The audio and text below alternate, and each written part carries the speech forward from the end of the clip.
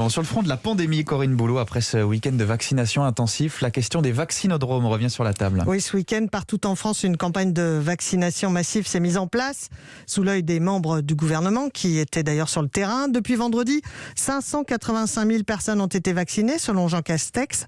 Une opération rendue possible grâce à l'ouverture de nombreux centres de vaccination ce week-end. Bonjour Mathieu Charrier. Bonjour. Alors que vont devenir tous ces centres? Vont-ils être transformés justement en vaccinodromes?